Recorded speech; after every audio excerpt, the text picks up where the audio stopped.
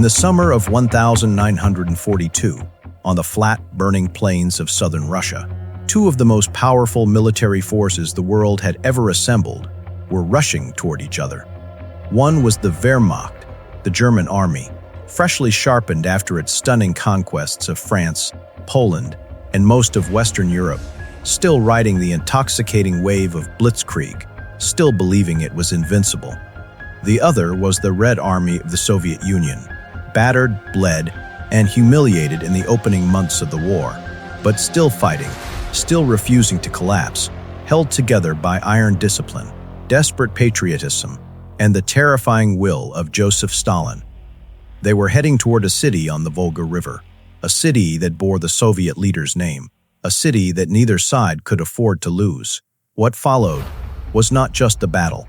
It was a human catastrophe of almost incomprehensible scale. 6 months of continuous combat in the ruins of a destroyed city, a war fought room by room, floor by floor, brick by brick, in the cold and the rubble and the darkness, until more than 2 million people had been killed, wounded, captured.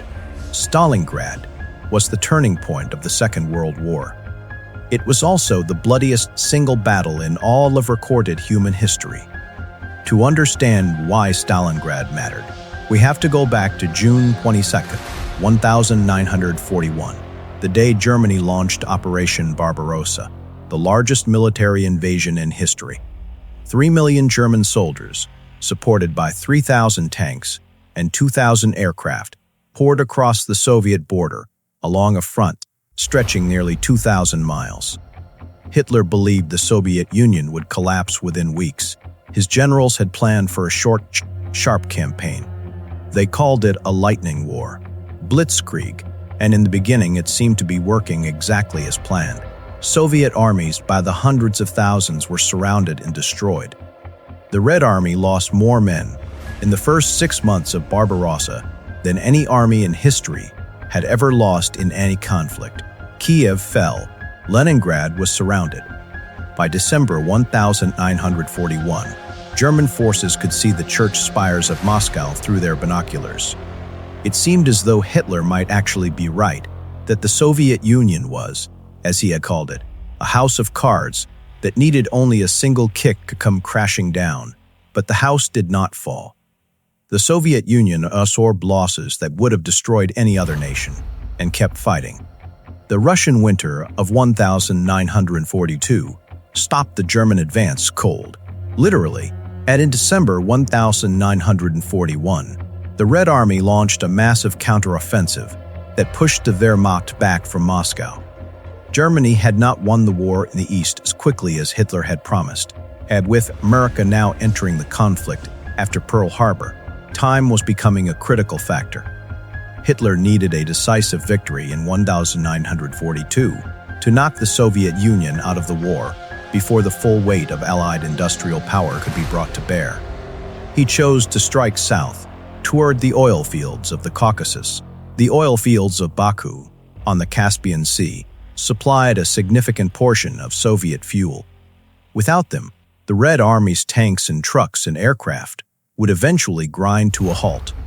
The plan, codenamed Case Blue, called for a massive German offensive to sweep through southern Russia, capture the Caucasus oil fields, and simultaneously secure the right flank of the advance by capturing or neutralizing a city on the Volga River. That city was Stalingrad. Stalingrad, in 1942, was a major industrial city of approximately 430 people, stretching for about 30 miles along the western bank of the Volga River. It produced tanks and artillery and weapons for the Red Army. More importantly, it was a critical transportation hub, the point where the Volga, the greatest river in Europe, came closest to the Don River, creating a narrow land corridor through which supplies and troops moved between northern and southern Russia. And it bore Stalin's name. That symbolic fact, which might seem trivial in any other war, was anything but trivial in this one. Hitler had developed an almost irrational obsession with capturing the city. Stalin had developed an equally irrational determination to hold it. The name of the city itself had become a matter of personal prestige for both dictators, and personal prestige, in a war shaped by totalitarian personalities, could override military logic with catastrophic consequences for millions of ordinary human beings who had no say in a matter at all. The German summer offensive began brilliantly. Case Blue was launched on June 28, 1942, and the initial results seemed to confirm Hitler's optimism. Soviet forces retreated in disarray. Entire armies were encircled and destroyed. By late July, German forces had reached the Don River. Stalingrad lay just 60 miles to the east. Stalin, watching his armies collapse yet again, issued Order No. 227 on July 28, 1942, one of the most brutal military directives in history. Not a step back, it declared. Soldiers who retreated without orders were to be shot on sight. Blocking detachments were established behind Soviet lines, with orders to kill a soldier who fled. It was a measure of absolute desperation from a regime that had run out of conventional options. But it worked.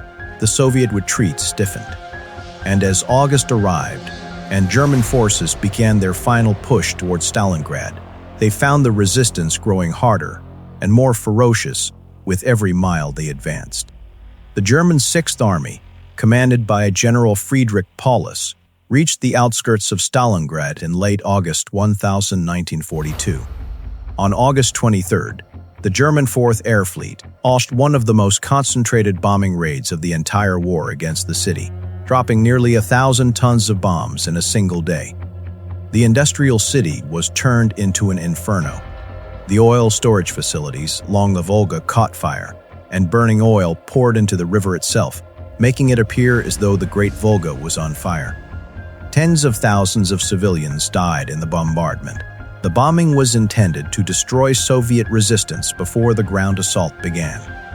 Instead, it created something the Germans had not anticipated, a landscape perfectly suited to the defender and perfectly hostile to the attacker. The ruins of Stalingrad, the shattered walls, the collapsed floors, the mountains of rubble, would become the Wehrmacht's nightmare. What had been a living city became a vast fortress of destruction, and in that fortress, the Germans would slowly bleed to death. The fighting for Stalingrad began in earnest in September 1. The Soviets defending the city were commanded by General Vasily Chuikov, a hard, profane, and brilliantly unconventional soldier who understood something crucial about urban warfare that his German counterparts did not. In a city of ruins, the advantages of the attacker, air power, artillery, tanks, and mobility are largely negated. Buildings become fortresses. Every pile of rubble becomes a firing position. Every cellar becomes a bunker. Every sewer becomes a route of movement, invisible from above. Zhukov ordered his soldiers to hug the German lines as closely as possible, to stay so close to the enemy that German aircraft and artillery could not be used without killing their own men. He called it keeping the enemy in a close embrace. It was brutally effective. The street fighting that followed was unlike anything any soldier on either side had ever experienced. The Germans had a word for it. Rattenkrieg, rat war, was not the war they had trained for or imagined. It was something ancient and primal and savage, fought with knives and bayonets and entrenching tools in the dark. The scale of destruction and violence in Stalingrad during September and October of 1942 is almost impossible to convey. The city was fought over building by building, floor by floor, room by room. A single factory could be contested for weeks, with Soviet forces holding one side of a wall while German forces held the other, close enough to hear each other breathe. The Mamayev Kurgan, a commanding hill in the center of the city, changed hands multiple times in a single day.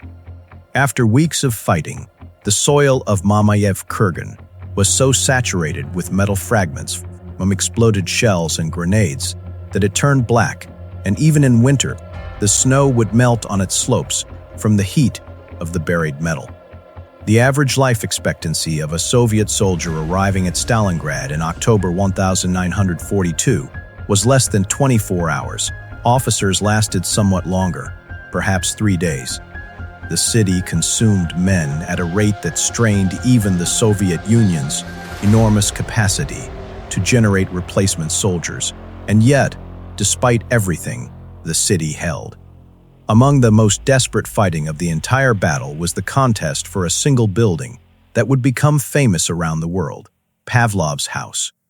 In late September 1942, a small group of Soviet soldiers under Sergeant Yakov Pavlov seized a 4-story apartment building that stood in an open square, providing a commanding field of fire in all directions.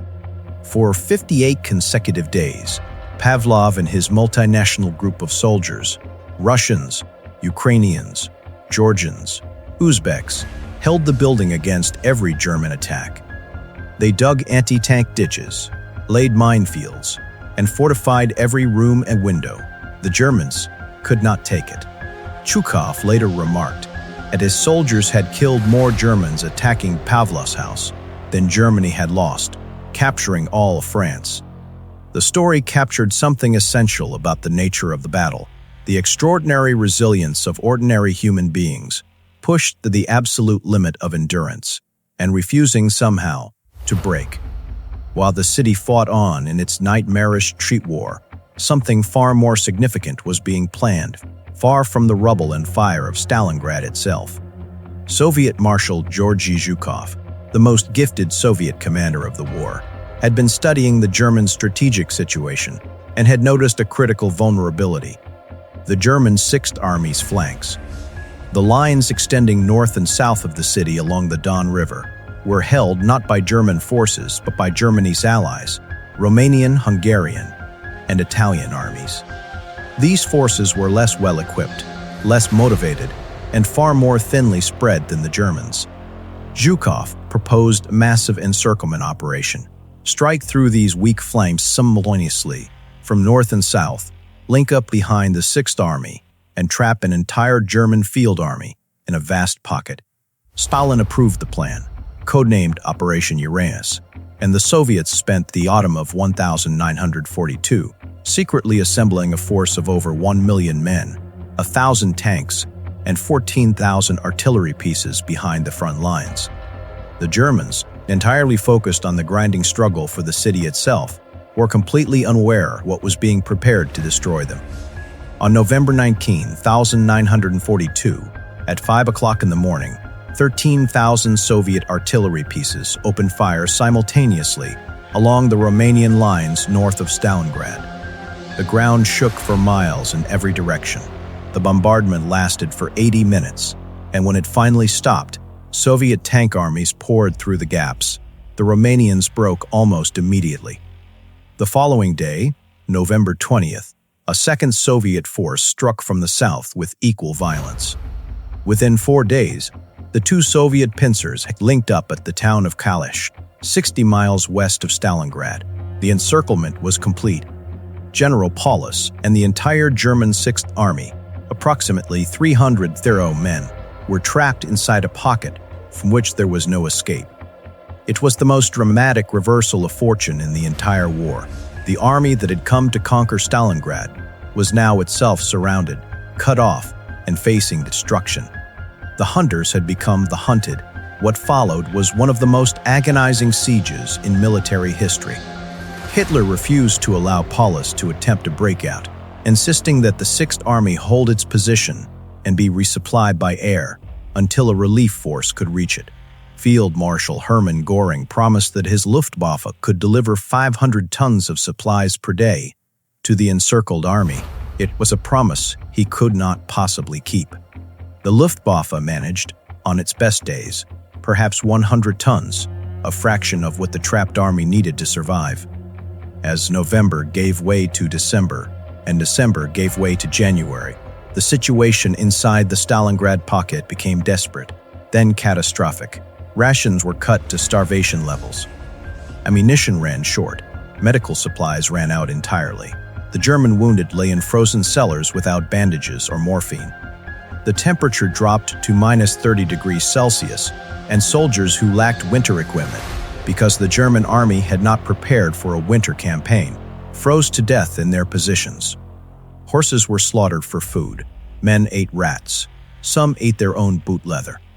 A German relief force, Army Group Dawn, under Field Marshal Erich von Manstein, attempted to break through to the encircled army in December 1019.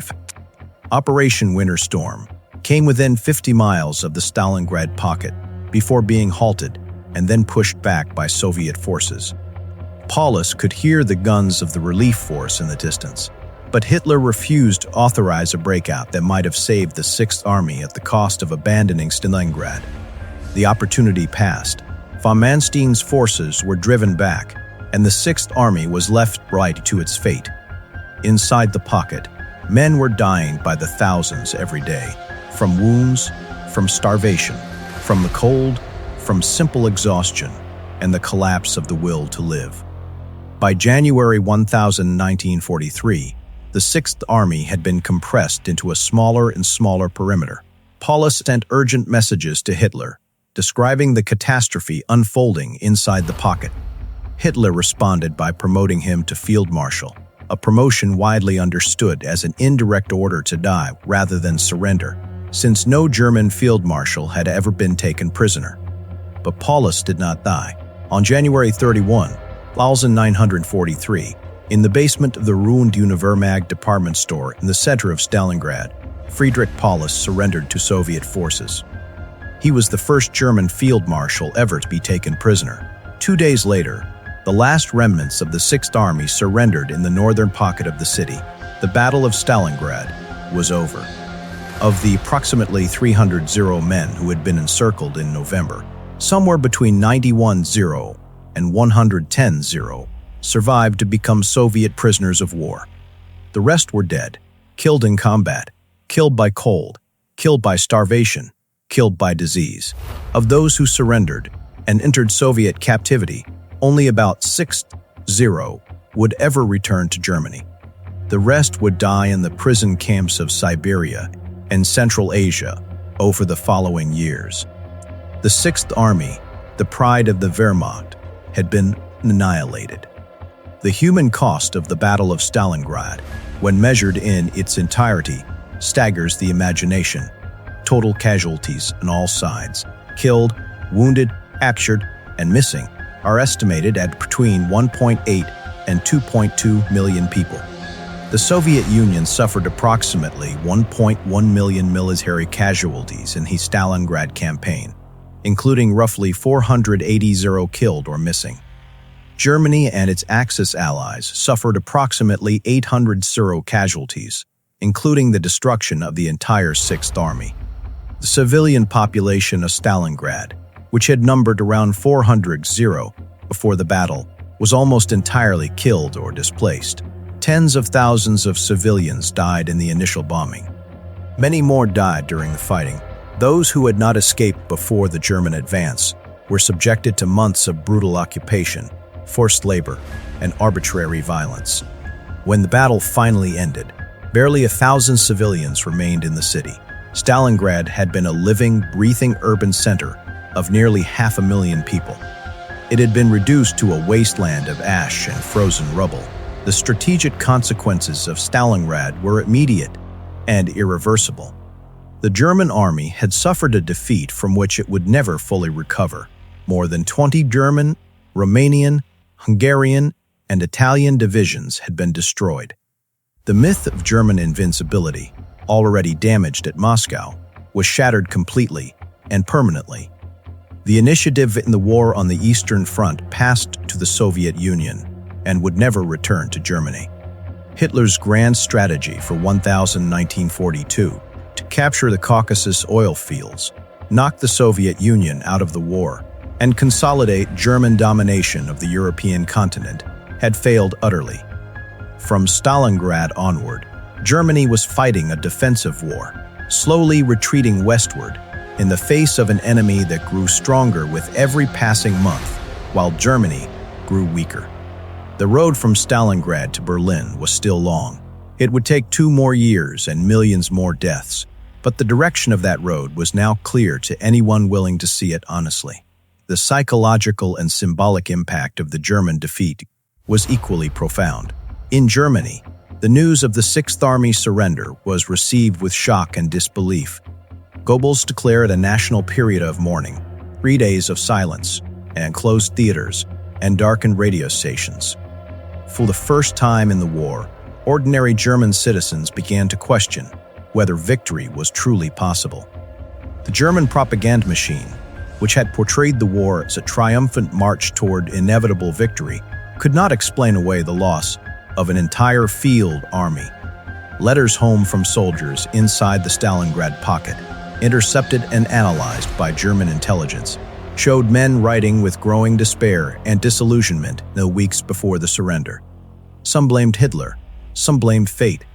Some simply said goodbye to their families and accepted death with a quiet resignation that was itself an indictment of the war that had brought them to a frozen ruin on the Volga.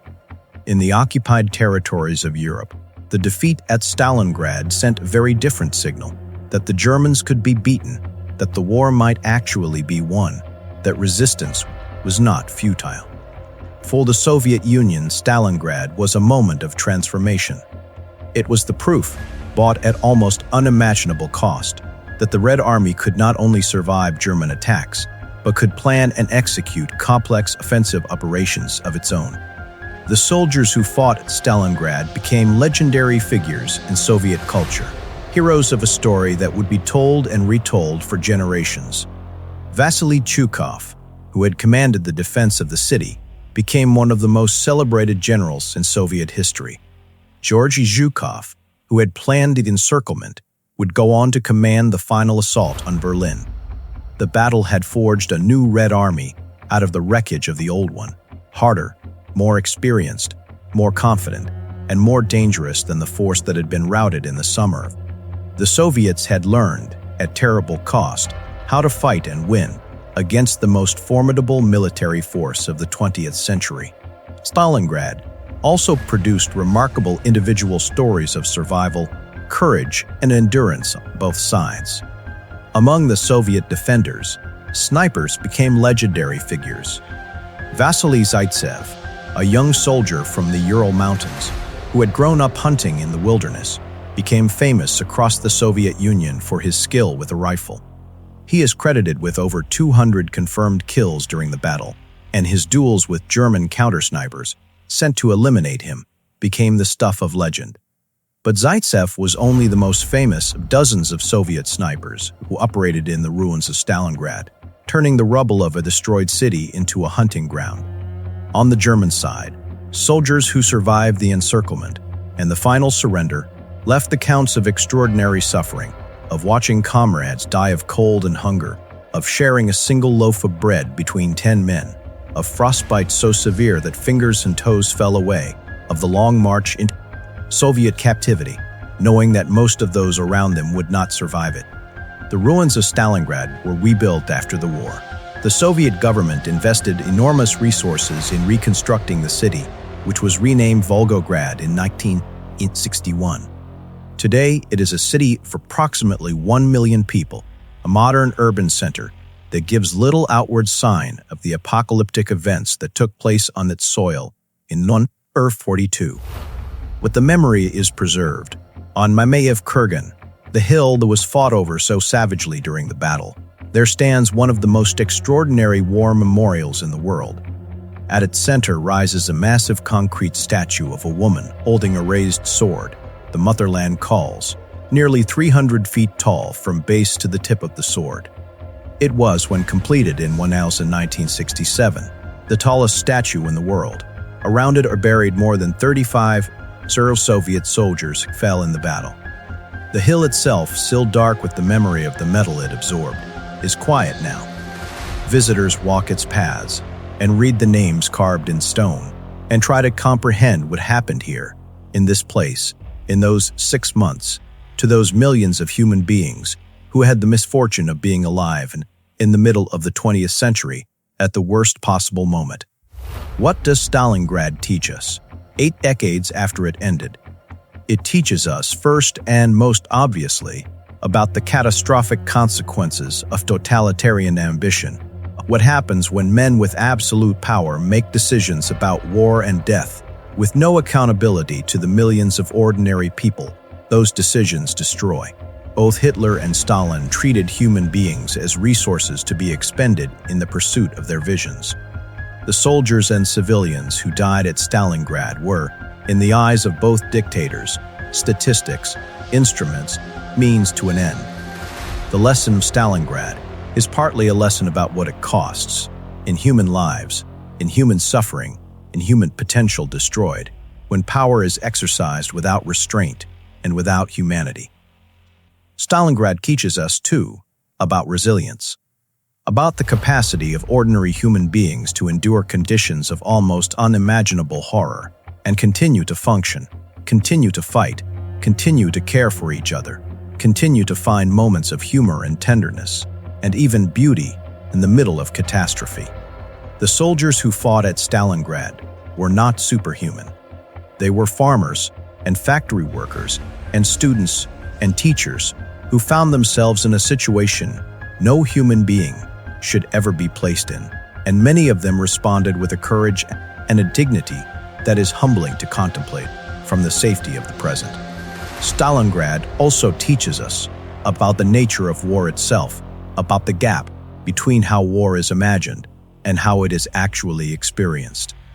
The commanders who planned the German summer offensive in 1942 imagined a clean, swift, decisive campaign.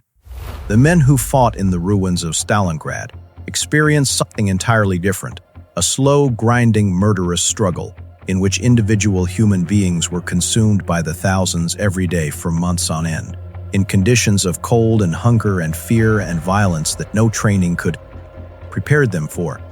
The disconnect between the war of the planners and the war of the soldiers is one of the defining features of Stalingrad, as it has been of virtually every major conflict in human history. The people who make the decisions that lead to battle almost never experience the battle itself. The people who experience the battle almost never had any say in the decisions that put them there. The Battle of Stalingrad lasted from August 23, 1942, to February 2, 1943, approximately 165 days of continuous combat. In those days, more human beings were killed than in any comparable period in the history of warfare. The city that gave the battle its name was destroyed so completely that after the fighting ended, Soviet engineers had to use special equipment to locate the streets beneath the rubble. An entire generation of German young men was buried in the frozen earth of the Russian steppe. An entire generation of Soviet young men was consumed in the defense of a city on the Volga. The families of those men, the mothers and wives and children and friends, carried their absence for the rest of their lives, and in some places carry it still. There is no way to look honestly at what happened at Stalingrad and find anything glorious in it. There is only the staggering, sobering weight of the human cost. And the question, always urgent, never fully answered, of how humanity allows such things to happen and what it must do to ensure they never happen again. The city on the Volga is quiet now. The Volga itself moves as it always has, wide and slow and ancient, indifferent to what happened on its banks. The children of Volgograd go to school, play in the parks, and grow up in a world that most of them experience as ordinary and safe. The extraordinary thing, the thing that Stalingrad ultimately teaches us, beyond the strategy, statistics, and the political consequences, is that this ordinariness is itself a kind of miracle. That human beings, after experiencing something as catastrophic as the Battle of Stalingrad, can rebuild, can recover, can create new generations, know the past as history rather than memory. The capacity for recovery is real. The scars are real too. And in the space between those two truths, between recovery and scar, between the world that was destroyed and the world that was rebuilt, lies the full, terrible, astonishing story of Stalingrad.